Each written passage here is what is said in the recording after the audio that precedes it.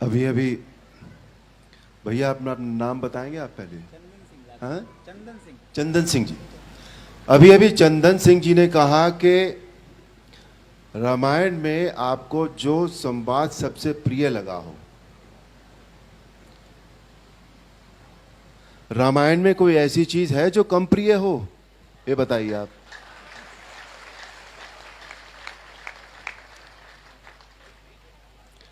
रामायण का एक एक शब्द, एक एक भाव, सभी कुछ इतना मीठा है, इतना निर्मल है, इतना पावन है, इतना सारगर्भित है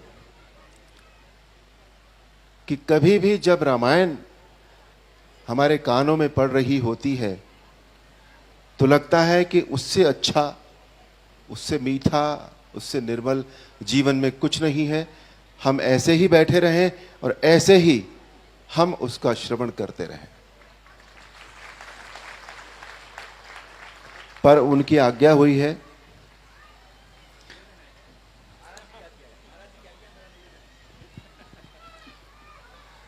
मेरे लिए आपका जो निवेदन है वो किसी आज्ञा से कम नहीं है।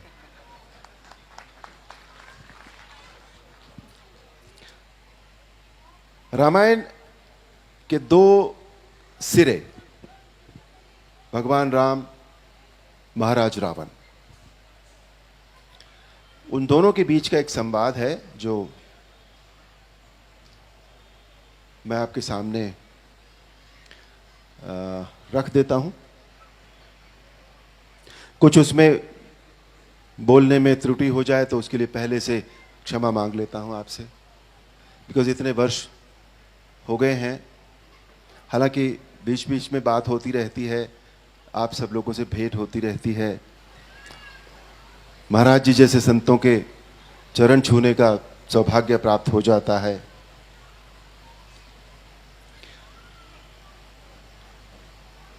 महाराज रावण और भगवान राम के बीच का जो युद्ध हुआ था जब पहले दिन का, तो उस समय महाराज रावण जो सदैव रथ पे चलते थे, उनका रथ टूट गया था। रथ का पहिया, रथ की ध्वजा, उनकी खड़क, सभी कुछ तहस नहस हो गया था। और एक पल ऐसा आया जब सदैव रथ पर चलने वाले महाराज रावण को धरती पर खड़ा होना पड़ा। और तब भगवान राम ने उनसे कहा था, वाह रावण वाह, भगवान शिव के त्रिशूल की भांति प्रचंड वायुपुत्र हनुमान की मुष्टिका का प्रहार तुमने सह लिया। तुम सचमुच परम शक्तिशाली हो, परंतु कितने दुख की बात है कि तुमने अपनी ये शक्ति अधर्म के कार्यों में लगा दी और इस दुर्दशा को पहुंच गए। रावण, भक्त और ज्ञानी में अंतर होता है। भक्त चाहे मूर्ख हो, परंतु हृदय का सच्चा और मन का सरल होता है। परंतु ज्ञानी तुम जैसा दुष्ट भी हो सकता है, जिसे स्वर्ण लंका के राज सिंहासन पर बैठकर भी जीवन की अपूर्णता का कांटा चुभ रहा है। तुम्हारे जीवन में इस समय अशांति, चिंता और तड़प के अतिरिक्त और कुछ भी नहीं है। तुम्हारे जैसे हर दुराचारी को एक समय इस बात का आभास हो जाता है कि उसका अंत समय निकट आ गया है, और तब वो एक घायल सांप की भांति अपनी सुरक्षा की बिल ढूंढता फिरता है, लेकिन उसे कहीं सुरक्षा नहीं मिलती। वही अवस्था इस समय तुम्हारी है।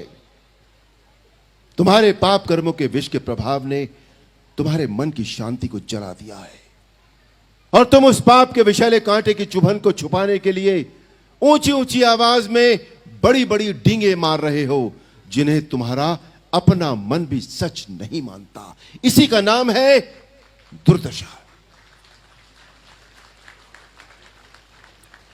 रावण, युद्ध जीतने के लिए अस्त्र शस्त्रों की गिनती और पाश्विक बल की आवश्यकता नहीं होती। युद्ध जीतने के लिए आवश्यकता होती है धर्म और आध्यात्मिक शक्ति की।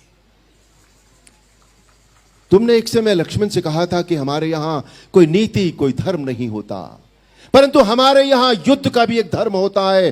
हम निहत्थे शस्त्रहीन शत्रु पर कभी वार नहीं करते। यह है रघुवंशियों की वीरता। अब जाओ, कल फिर शस्त्र लेकर आना। अगले दिन महाराज रावण फिर शस्त्र लेकर आए और उसके बाद जो हुआ वो हम सभी जानते हैं। अनीति पर नीति की विजय हुई, अधर्म पर धर्म की विजय हुई और अन्याय पर न्याय की विजय हुई। बोलो सियापति रामचंद्र की।